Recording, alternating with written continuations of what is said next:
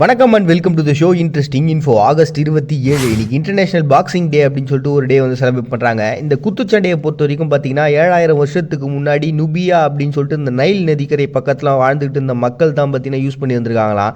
அவங்க இந்த வில்வித்தை அம்பு இதெல்லாம் ரெடி பண்ணுறதுல பயங்கர சிறப்பானவங்களாக இருந்திருக்காங்கன்னு சொல்லிட்டு அவங்கள பற்றின குறிப்புகளாக இருக்குது. அப்படிப்பட்டவங்க தான் இந்த குத்துச்சண்டையை பண்ணிக்கிட்டு இருந்தாங்க. அதை வந்து எகிப்தியர்கள் அவங்ககிட்ட போர் புரியும் பொழுது அவங்க மூலமாக வந்து எகிப்தியருக்கு டிரான்ஸ்ஃபர் ஆகி அது மூலமாக மக்கள் மத்தியில் அதிகமாக பரவுச்சு அப்படின்ற மாதிரியான கான்செப்ட் ஒரு பக்கம் இருக்குது.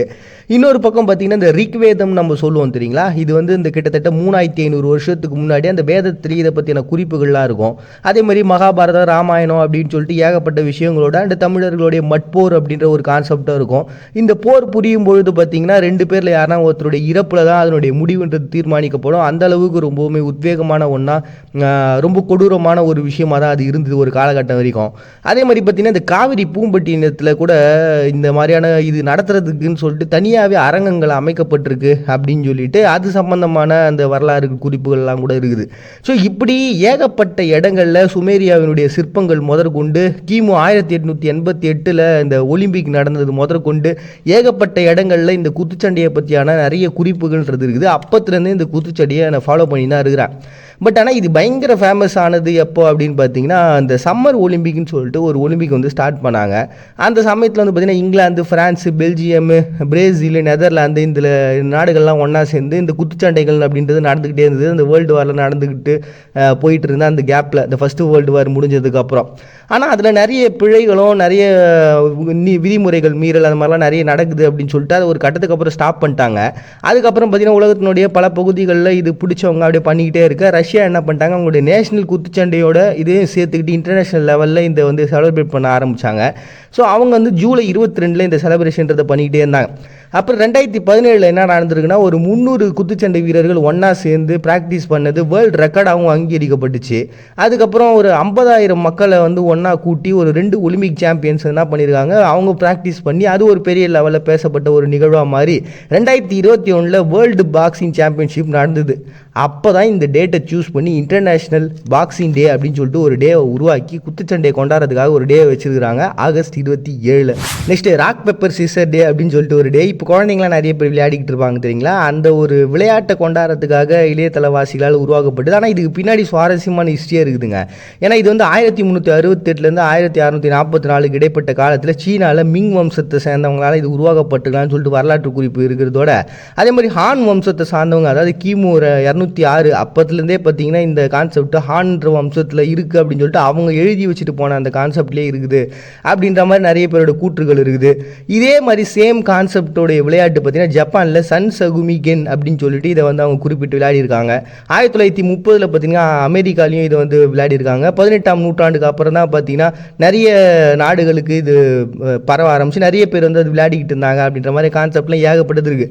நம்ம ஊரில் கூட பார்த்தீங்கன்னா காக்கா பரப்பர நரி பரப்பரன்ற ஒரு கான்செப்ட் வரும். நரி பறக்குமா பறக்காது அப்போ நீ அவுட்டு போ அப்படின்னு சொல்லுவோம். ஸோ இந்த மாதிரி ஏகப்பட்ட இடத்துல இது வேறு விதமாக தான் விளையாடிக்கிட்டு இருந்தாங்க. பட் இருந்தாலும் இது வந்து இப்போ சிசர் அப்படின்ற ஒரு கான்செப்ட் பார்த்தீங்கன்னா பயங்கர ஃபேமஸான ஒன்றா குழந்தைங்க மத்தியில் இருக்கிற ஒரு விளையாட்டு. அதை கொண்டாடுறதுக்கு 2014 இந்த இணையதளவாசிகள் உருவாக்கப்பட்ட ஒரு தினமாக தான் பார்த்தீங்கன்னா இன்றைக்கி இந்த டே வந்து செலிப்ரேட் பண்ணுறாங்க ஆகஸ்ட் 27. நெக்ஸ்ட்டு ரஷ்யன் சினிமா டே அப்படின்னு சொல்லிட்டு ஒரு டேங்க. ரஷ்யாவை பொறுத்த வரைக்கும் அவங்களுக்கு வந்து 18ஆம் நூற்றாண்டுலேருந்து நிறைய சினிமாக்கள் அப்படின்றத உள்ளே வர ஆரம்பிச்சிருந்தாலுமே கூட 1908 தான் பார்த்தீங்கன்னா ஃபஸ்ட் டைமாக ஒரு நாட்டுப்புற கதையை பேஸாக வச்சு ஸ்டீவன் ரெசின் அப்படின்ற பர்சன் ஹீரோவை மையமாக வச்சு ஒரு 10 நிமிஷத்துக்கான ஒரு காணொலியானது ரெடி பண்ண ஆரம்பித்தாங்க. அதை தொடர்ந்து பார்த்தீங்கன்னா 1919 அந்த கவர்மெண்ட்டு நேஷனலைஸ்டாக மாற்றுறாங்க. அது கவர்மெண்ட் டேக் ஓவர் பண்ணிக்கிட்டாங்க. ஸோ அப்படி டேக் ஓவர் பண்ண நாள் தான் பார்த்தீங்கன்னா இந்த நாள். அதனால தான் பார்த்தீங்கன்னா இன்றைக்கி இந்த டேவை வந்து சூஸ் பண்ணி இன்றைக்கி ரஷ்யன் சினிமா டே அப்படின்னு சொல்லிட்டு ஒரு டே வந்து செலிப்ரேட் பண்ணுறாங்க ஆகஸ்ட் 27. நெக்ஸ்ட்டு ஃபார்மசி டே அப்படின்னு சொல்லிட்டு ஈரானில் ஒரு டேங்க. இது வந்து அபுபக்கர் முகமது இபான் ஜக்ரியா அல் ரசி அப்படின்ற ஒரு பர்சனு. இவர் வந்து ரசி அப்படின்னு சொல்லிட்டு ரொம்ப சில பேரில் எல்லாரும் கூடுவாங்க. இவர் 10-13ஆம் நூற்றாண்டுகள் இடைப்பட்ட காலத்தில் இவருடைய அந்த கான்செப்ட் பயங்கர ஃபேமஸாக இருந்தது. ஏன்னா இந்த ரசவாதத்தை ரெடி பண்ணுறது அப்படின்ட்டு இந்த மெர்க்குரியெல்லாம் வச்சு அதை பதப்படுத்த முடியும், அதை அணுக்களை பிரிக்க முடியும் அப்படின்ட்டு. ஏன்னா இப்போ இருக்க சயின்ஸை பொறுத்த வரைக்கும் மெர்க்குரியெல்லாம் பிரிக்க முடியாது, அணுக்களை வந்து தனியாக எடுக்க முடியாதுன்ற கான்செப்ட் இருக்குது. ஆனால் அப்போ இருந்தவங்க பார்த்தீங்கன்னா அதெல்லாம் பண்ண முடியும் அப்படின்ட்டு. அதே மாதிரி தங்கத்தை பஸ்மமாக்குறது, இந்த மாதிரி ஏகப்பட்ட விஷயங்கள் இருக்குது. இதை பற்றி அவர் நிறைய ஆராய்ச்சிகள் பண்ணி அதன் மூலமாக நிறைய மெடிசன்ஸையும் கண்டுபிடிச்சார். கண்டுபிடிச்சிருக்காரு அந்த காலகட்டத்தில். அது த சீக்ரெட் ஆஃப் சீக்ரெட்ஸ் அப்படின்னு சொல்லிட்டு புக்காகவும் எழுதியிருக்காரு. அது பயங்கரமான ஒரு பிரபலமாக அதுதான் அவங்க நாட்டினுடைய அந்த மருந்துகள் கண்டுபிடிக்கிறதுக்கு ரொம்ப பேஸான ஒரு கான்செப்டாக அமைஞ்சதுனால இன்னைக்கு ஈரானில் அவருடைய பர்த்டேவை சூஸ் பண்ணி ஃபார்மசி டே அப்படின்னு சொல்லிட்டு ஈரான் செலிப்ரேட் பண்ணுறாங்க ஆகஸ்ட் 27. நெக்ஸ்ட் இன்னைக்கு மால்டோவாவில் இண்டிபெண்டன்ஸ் டேவை செலிப்ரேட் பண்ணுறாங்க. இவங்க வந்து 1359 அதிபர்லாம் சூஸ் பண்ணி அப்போயே ஒரு ஆட்சி தான் பண்ணிட்டு இருந்தாங்க. அதை தொடர்ந்து பார்த்தீங்கன்னா ஒட்டமான் பேரரசுக்கிட்ட மாறினாங்க. அதுக்கப்புறம் அவங்க அப்படியே என்ன பண்ணாங்க, ரஷ்யா கிட்ட இவங்க வித்துட்டாங்க. அதுக்கப்புறம் ரஷ்யாவோட இவங்க தொடர்ந்து அப்படியே இருந்துகிட்டே வர பெரிய போர்களும் பிரச்சனைகள்லாம் எதுவும் இல்லை. ஒரு இணக்கமான ஒரு சூழ்நிலை தான் அவங்க வாழ்க்கைன்றது போயிட்டே இருக்குது. ஒரு கட்டத்துக்கு அப்புறம் சோவியத் யூனியன் கலையை 1991 உங்களுக்கு சுதந்திரம் கிடச்சிது. அதை தான் நீங்கள் வந்து இண்டிபெண்டன்ஸ் டே அப்படின்னு சொல்லிட்டு மால்டோவா செலிப்ரேட் பண்ணுறாங்க ஆகஸ்ட் 27. எப்பவுமே வெற்றியை விட தோல்வி தான் சிறந்ததுன்னு தோணுது. ஏன்னா வெற்றிங்கிறது ஒரே இடத்துல நம்ம தக்க வச்சிரும், ஆனால் தோல்விங்கிறது நம்மளை அடுத்த இடத்துக்கு தள்ளிக்கிட்டே இருக்கும். மறுபடியும் நாளைக்கு வந்து சந்திக்கிறாரு. உங்கள்கிட்ட விடைபெறுது அவங்க பாண்டிய. நீங்கள் பார்த்துட்டு இருக்க இந்த நிகழ்ச்சி இன்ட்ரெஸ்டிங்.